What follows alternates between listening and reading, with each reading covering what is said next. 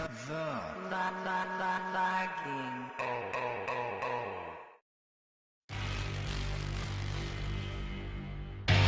views expressed on the Nerd Realm are not necessarily the views of the Lagging Out Network or its advertisers. Listener discretion is advised. Do not try this at home. We are trained professionals.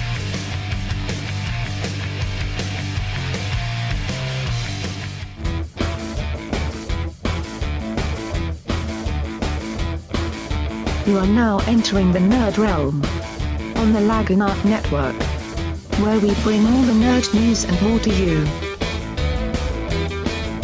And now, the hosts of the Nerd Realm, Havok and 404. Welcome to the Nerd Realm. I'm your host, Havok. You're listening to the official radio show of the Rebel Alliance. And unfortunately tonight, 404 is not with us tonight. He's kind of taking a back seat tonight. So I have a new call it a Seth apprentice. I have a brand new addition to the show. We have Lilly Raven. Hey, Havok. How's it going tonight? It is going quite well. Thank you for joining us. My pleasure, as always. Upcoming show, we're going to be doing something really cool. We're doing a Doctor Who special. And if you are a Doctor Who fan, either new or old, this is not an episode you're going to want to miss. Oh, yeah. Lilly Raven, that's her stuff. She could write a thesis on it. She could be Dr. Lilly Raven. No pun intended. Yeah, I very passionate about my nerd, and my biggest nerd topic is definitely Doctor Who. Love it. And we had a really great discussion, the three of us, and it was kind of one of those interviews where none of us really wanted it to end, but at some point you have to stop and say, you know, gotta save a little for next time. So I hope you tune in and see what it's all about. And, you know, that's something afterwards we all kind of got together and decided this was too much fun. It's something we're going to continue to do, and we're definitely going to want your feedback. Yes, exactly. And also, I may have already mentioned this, but I'm actually proud to say that Lilly Raven is now the newest addition to the Nerd Realm family. So you'll be hearing her lovely voice every week with us. Yes, I'm so excited. We had, like I said, we were having so much fun. I approached Havok and 404 and said, "Hey, don't make me leave," and they didn't make me leave. So you guys are stuck with me now, right? So this past week, a lot of you may have already kind of watched him on your respective networks, depending on where you're listening from. On Fox, Gotham premiered this past Monday, starring Ben Kingsley as Jim Gordon and Donald Logue as Harvey Bullock. For those of you who are kind of curious on what Gotham is, it's a show that takes place before Batman is even an idea. You're looking at a young Jim Gordon, new to Gotham. He just joined the Gotham PD. Rookie cop. Well, he's a detective, but, you know, I mean, I like the show. I like the style they're going with. Lilly, did you get a chance to watch it? I did. I got to watch it last night. We use the Plex server, which is, you know, love it. You don't have to watch commercials or anything. So I got to watch it last night, and I hate to say it, I was a little disappointed. At the same time, I was entertained, but I felt like that there was so much build-up for this particular show. You know, I mean, it seemed so exciting, and you kept seeing these trailers, and you're just kind of like, wow, I just can't wait to see this. I can't wait to see this. And I feel like they may have spent a little too much time introducing the characters during the show. However, I did appreciate the way that they revealed all the characters. It was kind of cool, but at the same time, a full hour of character reveal kind of, you know, you're just like, all right, let's, you know, move past this. They could have done 3 characters the first episode and 3 characters the next, and so on and so forth, while progressing the storyline. I don't think we really learned anything other than, you know, Bruce Wayne's parents were killed. You know, Jim Gordon is a rookie cop and apparently the son of a war hero. And obviously he's a good cop in a city full of corrupt cops, and I really feel that that's pretty much all we learned in that episode, aside from which characters are going to be interacting in the future. And I mean, I think that's where I'm the different side of the spectrum. See, because as soon as the show was announced, I was like, how can you have a show based in Gotham that doesn't have Batman in it? And then I was like, oh great, Bruce Wayne's going to be a kid. I've seen his parents die. In fact, if you watch anything with Batman, you've seen his parents die in tons of ways. I think DC just likes killing Bruce Wayne's family. This one was actually kind of... It was really, really, really well done, I think, as far as the Wayne murders. But you see... This is one of the things I do like about the show, is that you see how corrupt Gotham is. I'm like, you see how much of an influence Batman has on Gotham. Yes, it's a shitty place to live, but at least with Batman running around, you know you have a chance of getting home. And that in this pre-Batman era, which is Jim Gordon, the police are corrupt. And I didn't think of how bad that the police were corrupt until you actually watched the show. And it was one of the things I did like about it. Ben McKenzie, he plays Jim Gordon, and I like his presence, even though he looks like a young Russell Crowe for some reason. But you know, no, I think he has a really, really nice style and portrayal of Jim Gordon. I believe in him. I believe he's gonna clean up the city. I can see the Jim Gordon we know in the comics and the movies and everything.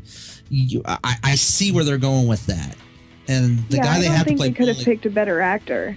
I really don't. They made a great choice for the actor of Gordon, and I really feel that Ben Kingsley is going to, once the storyline starts to develop a little bit more, he's really going to make quite a delivery.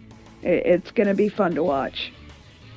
And pairing him with Bullock, I think is really cool. You definitely see the contrast between the two characters. You definitely see that, and I think Gordon is gonna kind of bring out the good quality in Bullock and be the Bullock we kind of know in the series, like in the animated series. I love that actor. The first time I ever saw him was on a show called Grounded for Life. Every time I see him, that's what I think of. I'm like, that's the dad from Grounded for Life. I did have some complaints about the show. In fact, I talked to 404. He did say that he had the one issue. This isn't really a spoiler. Every show has one. It's the love interest for Gordon. Right. Her name is Barbara. Yeah, and that's actually, I watched this with my husband, and he's really into the comic book series, and apparently one of the series, that Barbara Gordon is actually the name of his wife and his daughter, and I immediately turned to my husband, and I said, that is really kind of weird to me, and he looks at me, and he looks at me, and he goes, well, think about it. Fathers name their sons after themselves. I know it's not as common, but maybe some women are just that prideful. As soon as he said that, I got a flavor for that Barbara Gordon, and I'm like, wow, she might turn out to be, I kind of got a feeling that she might end up being more villainous than anything else. Yeah, because I don't trust her. No, I don't. And as soon as he pointed out that, it would take a very prideful woman to name a daughter after herself, I was like, yes, that makes a lot of sense. It really did. So I'm sorry if you felt like I cut you off there. I just needed to put in that tidbit. Like, as soon as my husband said that, I got a really good flavor of her, and I was just like, yeah, I know where she's going, Mm-hmm. She's going to cause problems. I think my really only complaint, and like you said, with all the character reveals, I didn't like how they showed a lot of the villains, like Poison Ivy. We didn't need to see Poison Ivy. I mean, for me, yeah, exactly. The guy that got to play Edward Nygma, he looks fantastic, but I never saw Edward Nygma because when Bruce gets old enough to be Batman, I don't see him as in his 40s. I always saw Edward Nygma in his early early 30s, late 20s, smart. They were the same age. Yeah. They were around the same age, and at this point, this puts, once Batman reaches maturity in his, 25, 30s, he's gonna be banging up a bunch of generics. Edward Nygma would be in like 50, yeah. So there were definitely some issues there with age, and to me, my biggest thing was Edward Nygma looked a lot like Penguin to me. Yes, he did. The actors looked so similar, and just if you're not watching closely, you might get confused, especially because they're wearing the same outfit. I did. I will openly admit I got confused. Like, wait a minute. I thought it wasn't just me then. Yeah, because I thought the same way. Because honestly, I really thought I saw Edward Nygma in one scene, and then we go over to I want to say it's Catwoman's bar essentially. As far as no, that's not Catwoman. What was her name? The short black and red Fish. hair. Yes, Fish. We go see her. Played by Jada Pinkett Smith. I'm sorry, I didn't mean to cut you off. Played by Jada Pinkett Smith, by the way. Yes, the Smiths are in this series, but I don't mind it. Normally, I don't like Will Smith or his family touching anything, but this one, not.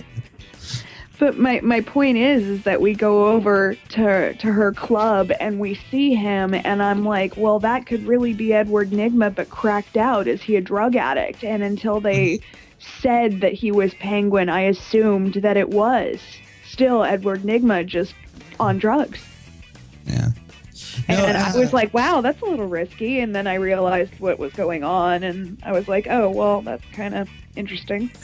I did like the quick evolution of Oswald Cobblepot, which you guys will see when you guys watch the show. You saw him become almost the Penguin that we're going to know, at least in the physical aspects. You'll see that when you watch the show. As far as future directions go for the show, don't get me wrong, I like it so far. I like it because it's like a stylized cop show in Gotham. Yeah.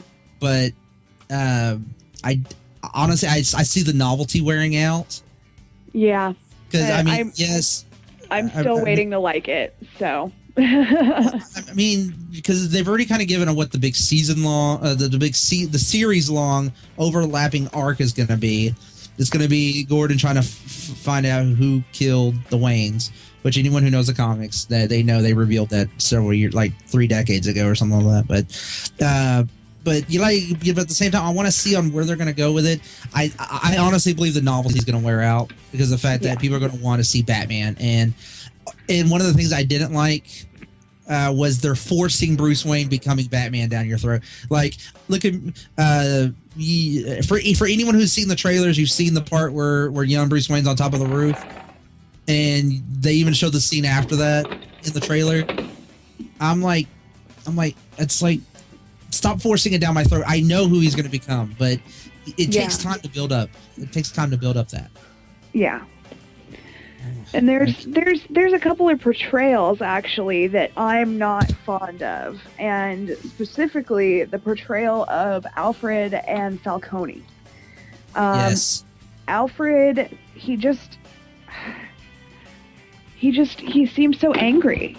And I mean, understandably angry because he just lost Thomas and Martha Wayne, who he's been with his whole life, and I understand where he's angry, but it's more like, it's almost like, and you guys are going to kill me for this comparison. I know it. Here it comes.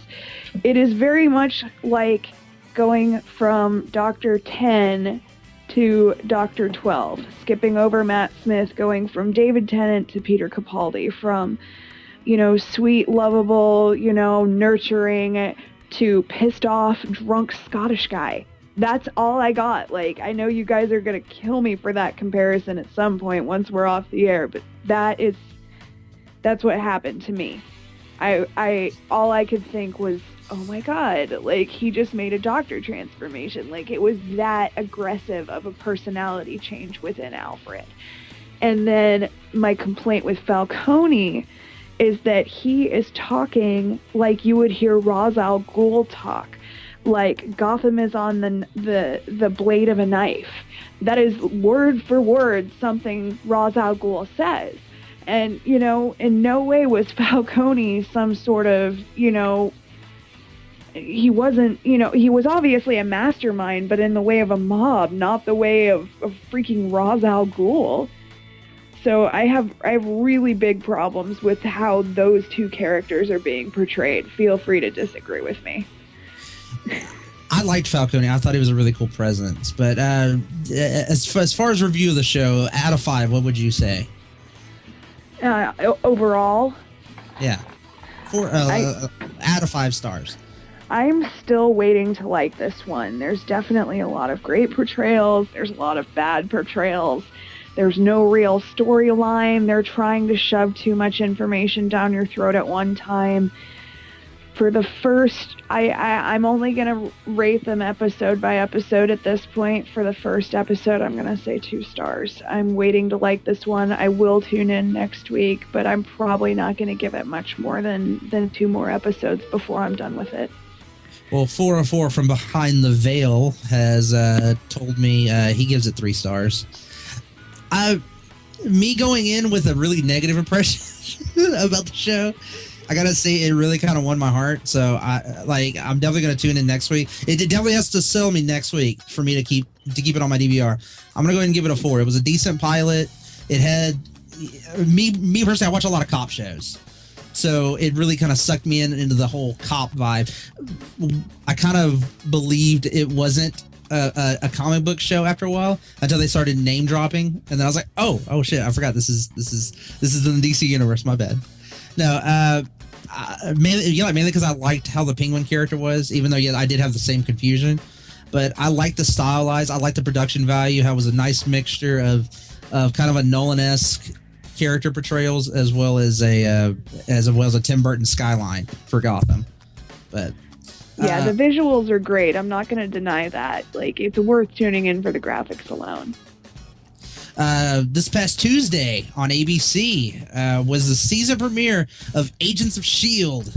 featuring director Phil Coulson, Clark Gregg. I liked it. I really did. For those of you who missed last season, if you guys missed anything, if you guys have avoided the news period about the show since last season, good on you. I mean, I don't know how you did it, but you did it. For those of you that watched Winter Soldier, you guys know S.H.I.E.L.D. was infiltrated by Hydra at the highest level. The Horse Whisperer, Robert Redford, was evil. Apparently, he was also the Snake Whisperer. So S.H.I.E.L.D. was completely dissolved, except for Phil Coulson and several other people.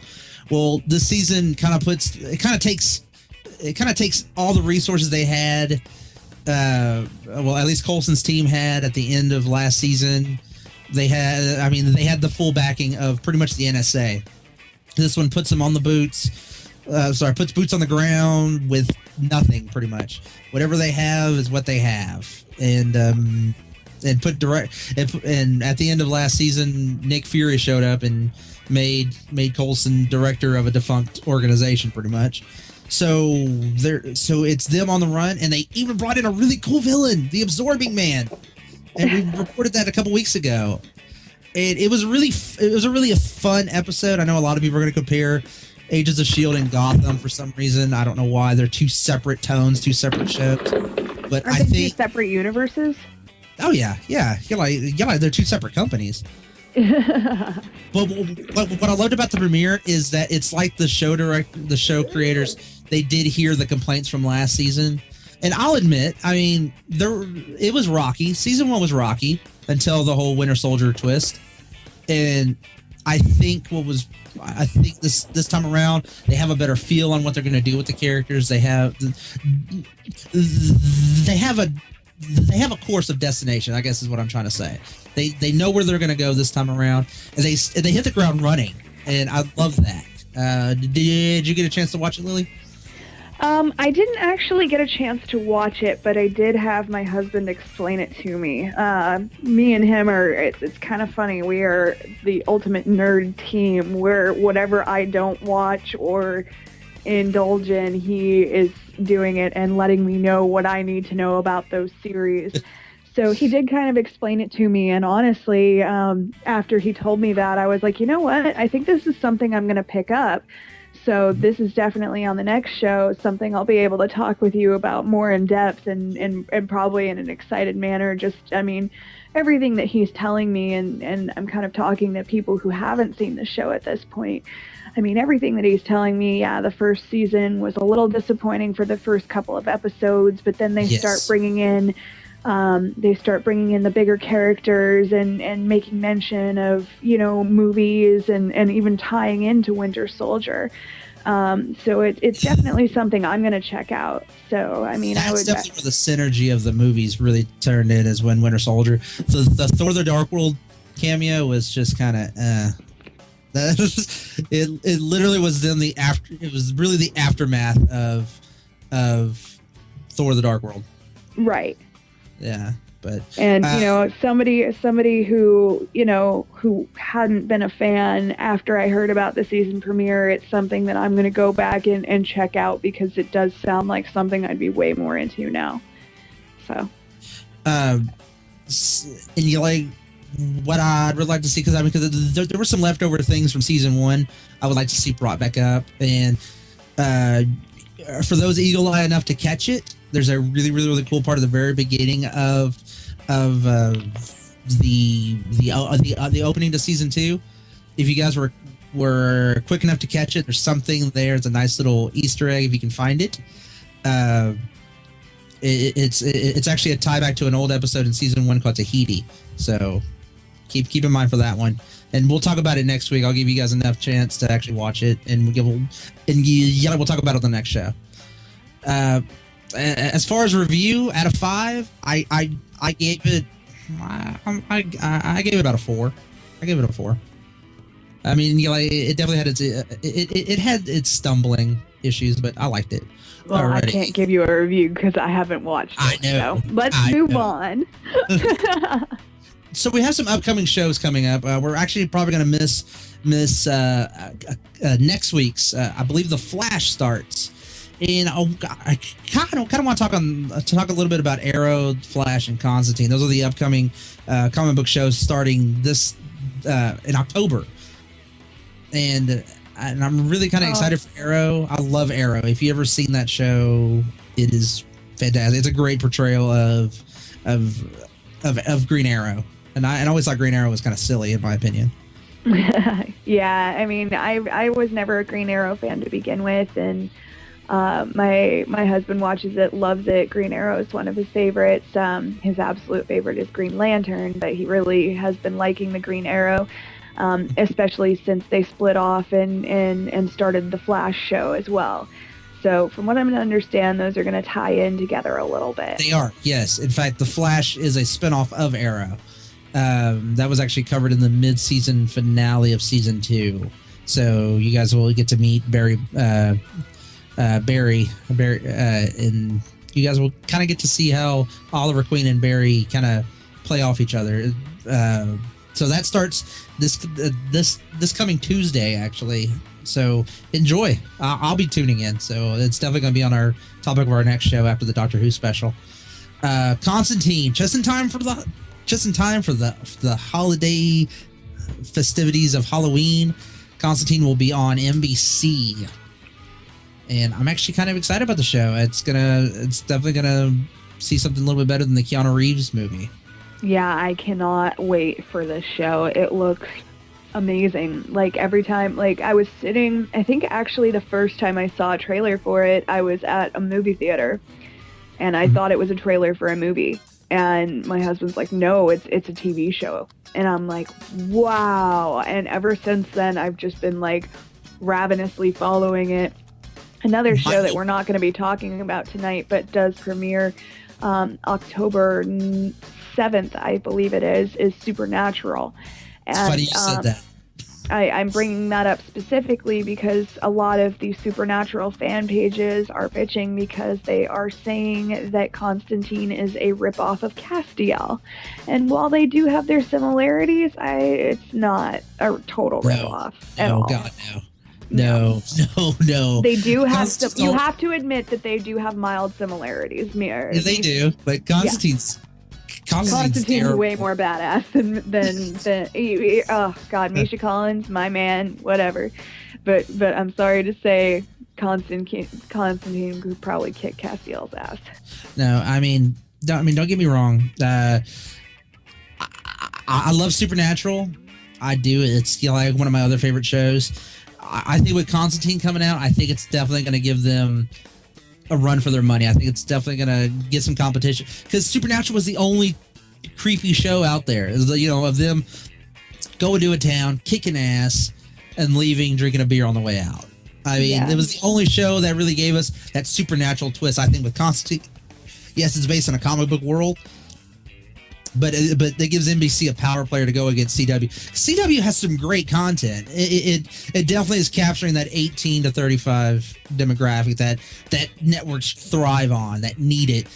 ABC's only real big connection to that is Agents of S.H.I.E.L.D. So, I mean, it's cool seeing these other stations getting, their magnet. So, but that I'm excited for. So, great stuff coming out in October.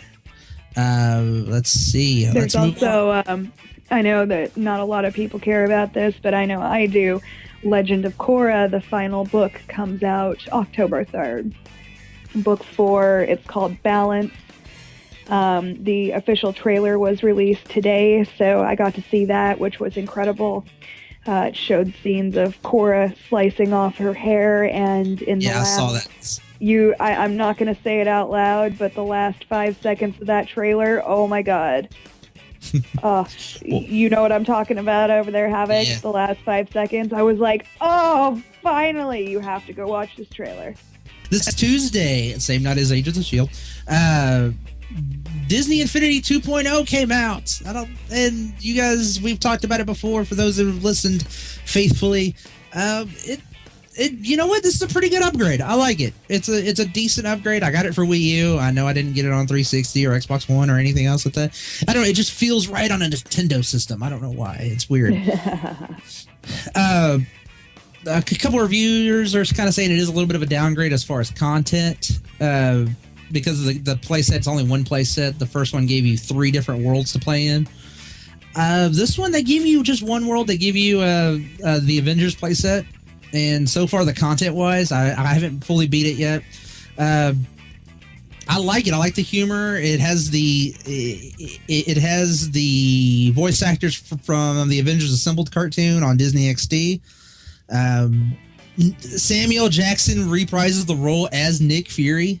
Now, that's like, when I first heard him talking, I was like, is that Samuel Jackson? That's not Samuel Jackson. The voice actor they got sounds just like Samuel Jackson. Then I had to look it up on IMDb. I was like, it was him. Wow, that's cool. I know, that's just a really cool production value because he loves video games. Anyone who knows anything about Samuel Jackson, he loves video games. He was in Grand Theft Auto, I think San Andreas. He was in he loves video games. It's fantastic. He hosted the video game awards on Spike for like 4 years in a row. Right. The guy loves it. And he was also in Star Wars, which leads me into what I have next for you guys. One of the actors of the upcoming episode 7 named Oscar Isaacs. He was talking recently about how J.J. Abrams was doing the movie. He's really impressed that he's doing practical filmmaking, which means if he can not use CGI, he's not going to use it. He wants to build sets. He wants to build ships, puppets, the puppets for aliens, costumes. I love it. One of the things that really got me was he said that the stormtroopers, they're going to have hundreds and hundreds of stormtroopers, and not like in the prequels where it was all CG, of like huge platoons. Wow. And I was watching the prequels here recently, about a couple months ago. I was watching it. In fact, for May 4th, I was actually watching the prequels. I was going through all of them. And the prequels were physically exhausting to me. And I think it was because of the fact that it didn't feel like Star Wars. It did, but it didn't. I think what it was is what made the original saga so grand was that it wasn't CGI. It was a lot of they did use some artificial backgrounds, but it was more of a set piece, and I love that. Yeah, and from what I'm understanding, they actually invent a lot of different ways to actually, with the cameras and new ways with puppetry, new ways of set building in general. There was a lot they had to develop just to create that movie, and Star Wars itself ended up really influencing, our entire culture, not just the moviegoers. I mean, exactly. I could go into, if you go into the Sci-Fi Museum in Seattle, they actually have a whole room dedicated to the advances in science that happened specifically because the idea was introduced in Star Wars. And like you mentioned about the whole puppets and everything, the Jim Henson Creature Shop, that was their movie. I mean, they had everything. I love the Jim Henson Creature Shop. I was so sad when it was sold. Yeah. But because I love the Jim Henson puppets. Jim Henson's the whole animatronic feel of how they did everything was fantastic. It looked real. You had the imagination that those people were real. That's why the Muppets are so iconic now. They're puppets. Yeah. They're freaking puppets. You believe they're real. Exactly. like there was a couple episodes of WWE. When they the Halloween special. When they hosted Monday Night Raw, and Kermit the Frog was freaking out there. He was out there with no pup. I don't know. I still don't know how they did it. It was incredible. It was under the stage, and they did it with wires. It was really cool. I mean, I am a rabid WWE fan. That was a great episode. If you have WWE Network, it's under the Monday Night Raw favorites. By the way, guys, Sheamus, WWE superstar Sheamus and Beaker, their connection was fantastic. If you check it out, you won't regret it. But going back to the whole practical filmmaking of Star Wars Episode 7, I think with them going and doing the classic George Lucas building of the sets, I think that's going to really kind of, how I like to define it, as bringing back the soul to Star Wars. What made Star Wars 4 through 6 that phenomenon it was. Yeah. And that's what I'm waiting for. Yeah, but this is going to be really exciting to see. Yes. And guess what might be coming back, according to ex-007 alum Sir Roger Moore? The classic Empire Strikes Back setting that made Snow so much fun, Hoth. According to Den of Geeks, apparently Roger Moore said that they were doing some filming, and apparently it was supposed to look like a kind of a cold, snowy thing. And there's only one really place that's ever featured in Star Wars that features snow, and that's Hoth. So, I'll never forget what the inside of a Tauntaun smells like. But with Hoth coming back, what other planets would you like to see coming back for these Episode 7? Oh, that's a good question. I'd love to see them go visit the Ewoks, actually. But, that's totally the girly thing. You knew I was going to say that. I just want to see little teddy bears. I was thinking the same thing. I was like, let's go back to the Forest Moon of Endor. Exactly. Because I know they're filming in Dubai. Well, they were filming in Dubai, which is a desert place, so you can kind of guess where that's going to play in. Very true. Yeah, good old Tatooine. Mm-hmm. I would like to. Obviously, we can't go see Alderaan, but I'd really like to see all these different ones. I want to see them go back to Mustafar, which was in, I think, Episode 3. I think it was like the World of the Sith, if I'm not mistaken. I'm sorry, my Star Wars references and my Star Wars, knowledge is a little rusty. I haven't really looked into the saga in a long time, but I would really like to see on where they're going to go with this, as far as where worlds are going to go to. What new worlds are they going to show us? I want to see some. Yeah. I want to see some stuff, and I want to see a better portrayal of Kashyyyk, the homeworlds of the Wookiees. Yeah. Because, like I mentioned, the whole CGI environment of Kashyyyk really kind of didn't do it for me. Yeah. And I mean, I'd really like them to invest a little bit more in a visual plot line of how Han Solo and Chewie came together. I really would. But who knows if they'll actually cover it or not. But I mean, they've got Harrison Ford, so they could. I doubt they'll show it, but I know, like, for those that know the expanded universe, Chewie is his partner because he owes him a life debt. Because he saved his, because I think Han saved Chewie's life and he owes him a life debt. So that's why they're his loyal companion.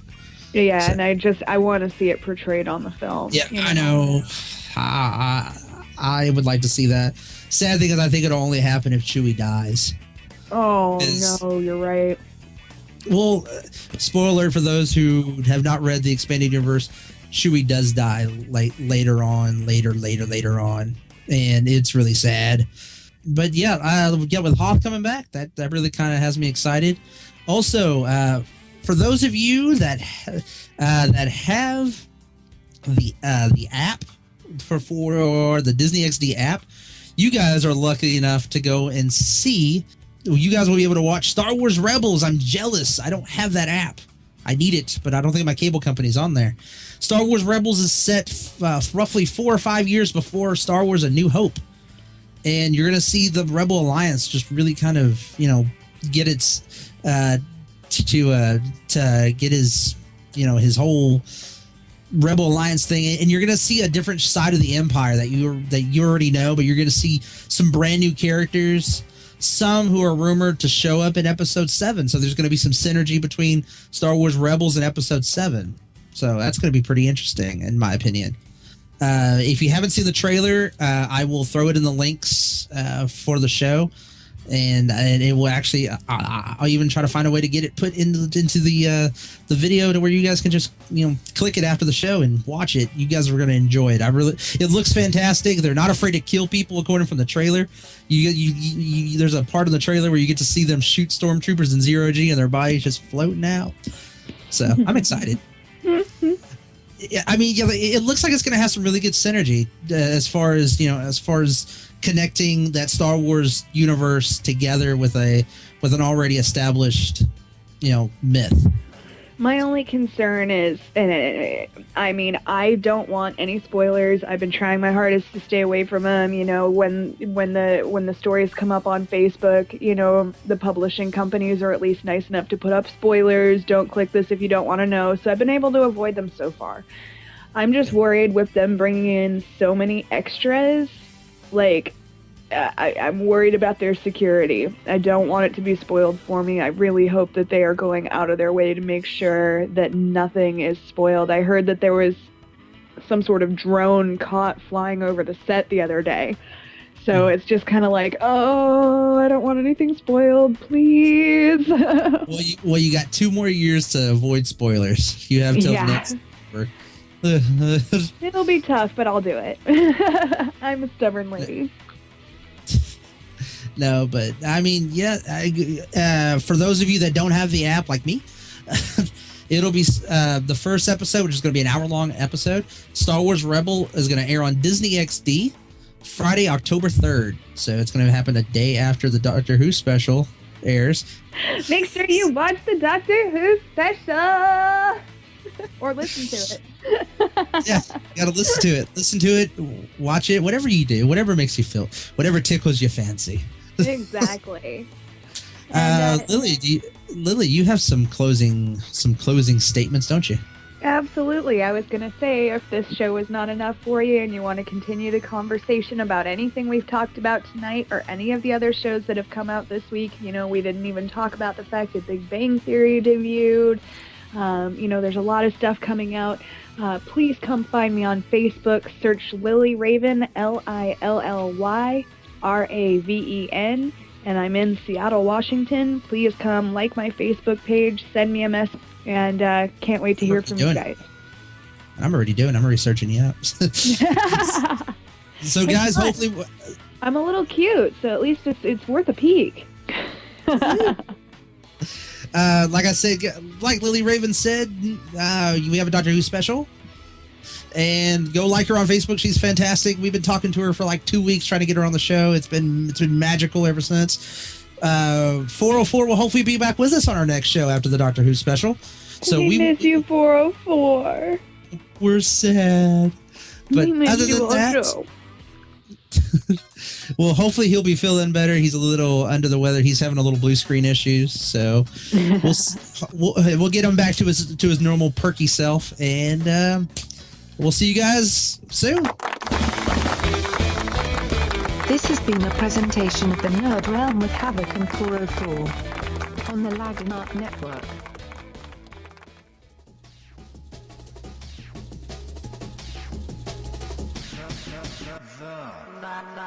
Lagging.